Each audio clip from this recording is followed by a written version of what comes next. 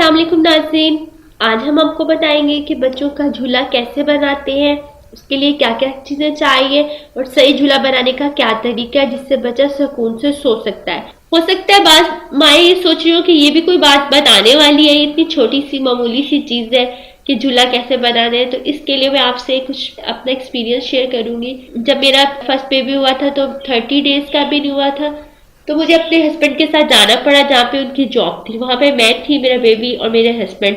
उस सिटी में कोई हमारा फैमिली टर्म्स भी नहीं थे और नेबर्स भी से कोई जाना पहचाना नहीं था।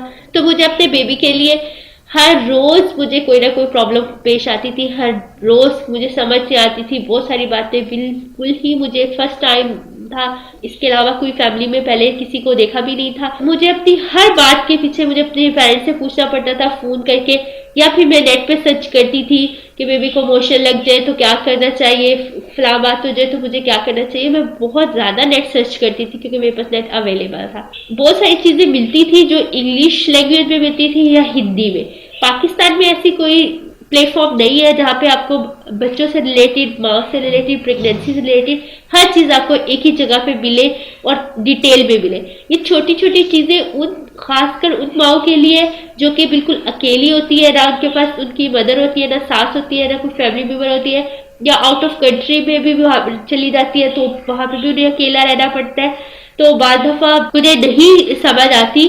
तो ऐसी ही माओ के लिए हमारा चैनल है, तो प्लीज हमारे चैनल को सब्सक्राइब करने के साथ साथ हमें अपनी राय से भी आगाह कीजिए। झूला बनाने के लिए आपको चाहिए एक ऐसा कपड़ा जिससे आप झूला बांध सके, एक कपड़ा जो आप झूले के अंदर बिछा सके, एक शीट, एक गर्दन के नीचे, सर के नीचे रखने के लिए दुपट्टा या कपड़ा, और एक सॉसर यानी पेच और उसी साइज का गत्ता। अब आपको क्या करना है, कपड़ा लेके उसे डबल करके उसे चारपाई के साथ बांध दीजिए और नोट लगाते वक्त अच्छी तरह कस के नोट लगाइए, गिरा लगाइए। और गिरा लगाने के बाद आप अपनी हथेली को 2-3 दफा उस गिरा पे जोर जोर से मारे, उससे ये गिरा फिक्स हो जाएगी और बहुत जल्दी खुलेगी नहीं। उसके बाद उसके अंदर एक कपड़ा बिछाइए, फिर उसके ऊपर बेबी शीट बिछाइए और सर वाली जगह पे सॉसर और उसके ऊपर गत्ता रखिए और बच्चे को लटाइए। नीचे कपड़ा इसलिए बिछाते हैं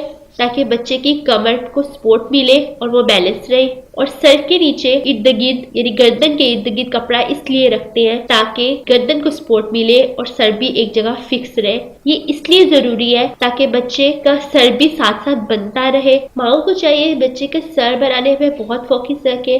हम सर बनाने से रिलेटेड भी हम अपनी एक वीडियो लाजमी शेयर करेंगे। तो आपको इस तरीके से बच्चे को उसे अंदर डाल दीजिए। जब बच्चा रो रहा हो तो आप डाल दीजिए।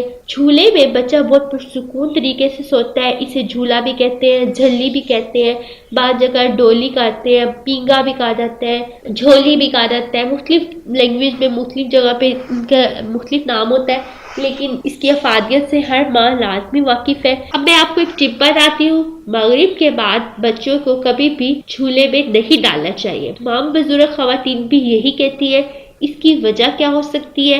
इसकी वजह यह है कि कभी भी रात के टाइम कोई भी जहरीला जानवर या कोई कीड़ा मकोड़ा अचानक से चला जाए अंधेरा करके या गिर जाए, माँ को पता ही न चले कि बच्चे की झल्ली में क्या गिरा हुआ है, जो बच्चे के लिए नुकसानदेह भी हो सकता है। इसके अलावा रात को सोते वक्त बच्चे अंधेरे की वजह से डर जाते हैं, तो भी माँ को हमेशा बच्चे को अपने साथ ही सुलाना चाहिए। बच्चा पींगे में बहुत पुरसुकून होकर सोता है, माँ को काफी टाइम मिल जाता है घर के कामों के लिए।